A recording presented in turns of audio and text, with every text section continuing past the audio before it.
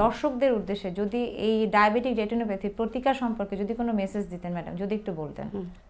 Diabetics আমাদের নিয়ন্ত্রণ করার কোনো আসলে ওয়ে এখন পর্যন্ত তৈরি হয় নাই। তো তারপরেও আমরা বলতে পারি যাদের পরিবারে ডায়াবেটিস, যেহেতু আমরা ধরে নেই বংশগত অসুখ বলে আমরা মনে করি, সেই জন্য বা পরীক্ষিত, সেই জন্য পরিবারে যখন বাবা মার ডায়াবেটিক্স থাকে তার আগে থেকে আমাদের সচেতন হওয়া উচিত।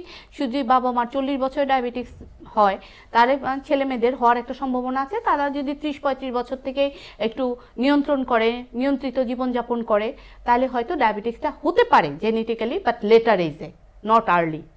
এক। দ্বিতীয়ত হচ্ছে ডায়াবেটিক্স যদি হয়েই যায় তাহলে অবশ্যই ডায়াবেটিক্স, ওই যে আমি প্রথম যে কথাটা বলেছি, ডায়াবেটিক্স যেদিন আমি ডায়াবেটিক্স রোগে আক্রান্ত হয়েছি আমি জানতে পেরেছি, তার অল্প সময়ের মধ্যে আমার অবশ্যই প্রথম যে কাজটা করা উচিত চোখ দেখানো উচিত। হ্যাঁ, তাহলে আমি হয়তোবা পরবর্তী সিকোয়েন্সগুলি থেকে মুক্তি পাবো।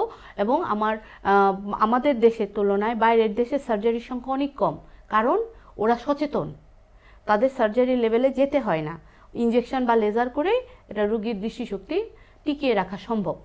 সেজন্য আমি বলবো যে ডায়াবেটিক্স হলে, ডায়াবেটিক্সের ওষুধ যেমন খায় ডায়াবেটিক্স নিয়ন্ত্রণ করার জন্য, সেজন্য ডায়াবেটিক্স হলে অবশ্যই চোখ পরীক্ষা করা উচিত, যাতে তাদের কোনো চোখের কোনো সমস্যা অল্পতেই তারা মুক্তি পেতে পারে।